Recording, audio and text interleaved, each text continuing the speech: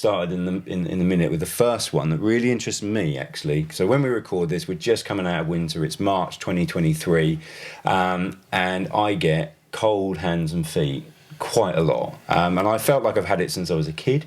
And I know you've done videos on this, so talk me through people getting cold hands and feet. What do you think that's all about? Well, it's a sign of poor blood flow, and when we look at blood flow, what is carried around in the blood? Nutrients and oxygen.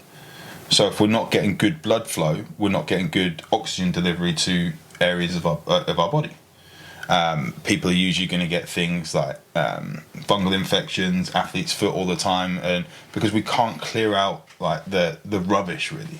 And one of the biggest things people have when they have this is they get brain fog a lot, or they have to rely on exercise or caffeine to keep their brain functioning. They have these afternoon energy dips, and then because of that, we're not getting the nutrients into our brain. Like if we think about hands and feet, they're at the extremes of our body.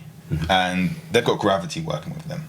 Our brain is also at the extreme, but it's got gravity working against it. So it's really not trying to get blood flow there.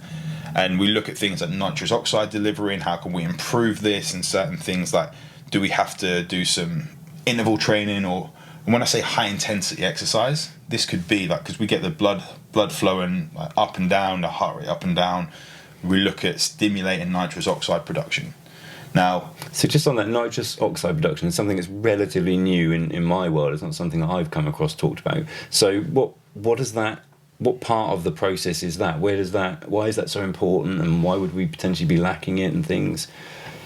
It can be lacking in our diet. So like beetroot is very good for production of that.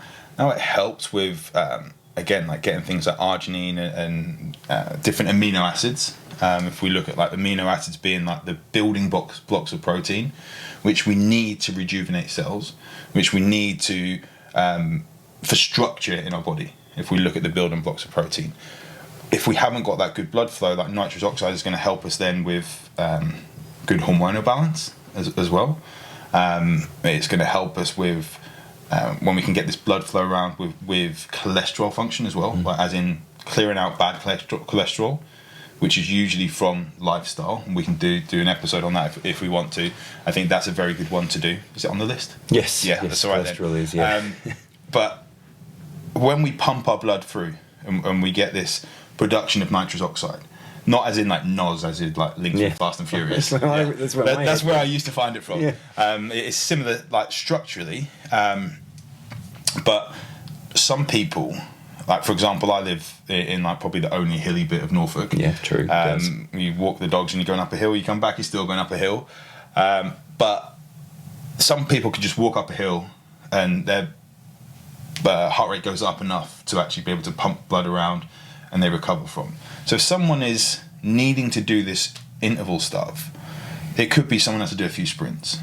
It could be someone has to walk to get the heart rate up. It's just getting that heart rate up, letting it go down, getting it up and letting it go down. Now, what I want with someone, now I work with people that are very stressed out. They're seeing signs of brain fog, of burnout, of waking through the night, of cold hands and feet. So it's not a case of like, we're going to do interval training for the sake of athletic performance. Maybe back in the day, but maybe not straight away athletic performance. It's not necessarily doing interval training for fat loss. Yes, we want cardiovascular fitness, but we're doing it in order to look at getting that heart rate up and down. So we want to be able to recover from it. So when I say to people, we do the amount that you can do enough of and then recover from. So you should be able to, if you had to, do the same thing tomorrow, if like we were saying to do it. You wouldn't do it every day. And some people may need to be done 3 times a week, maybe done twice a week, once a week, and everyone's based on the individual. But getting that blood pumping, like it helps with lymphatic drainage, clearing out rubbish and toxins, helps with just moving things around the system. Like if we think about a car when it's just left static, like the oil not moving around the system, like fuel not moving around the system, the battery then ends up draining as well.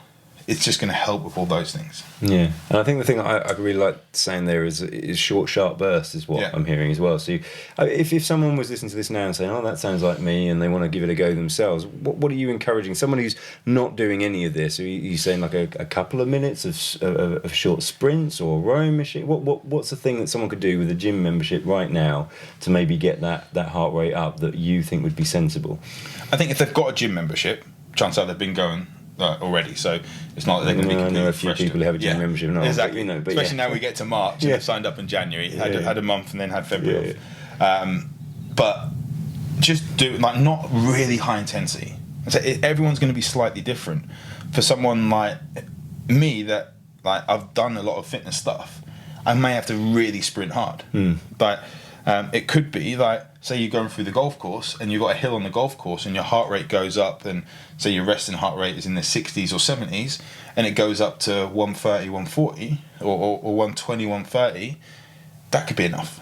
So it is very, very individual. It's hard to say do this exact thing, but I would say like walk on a treadmill, then run to a place where you can just not have a conversation, then go back down. And try that a few times. And we're doing it just to get that heart up and then recover. And the more we do it, the more like ability to recover should happen. And over time, we can improve blood flow as such. You can have supplements as well, like as I said, like beta-alanine, arginine. If people are taking beta-alanine, then it's just an amino acid, just naturally in some foods, as I've said. But if people are taking that, like you might get a tingly feeling. That's very normal, and it dies down after a while. So just don't like. It's in a lot of pre-workout supplements. If someone's into muscle building or anything like that, and they go to bodybuilding training or something, they might have like tingly ears and stuff like that. But it's a normal thing that if you take it a few times, it won't happen all the time. Okay. All right. So don't be shocked. Don't be alarmed if that happens. Don't have any messages saying, like, Ollie, my ears are tingling.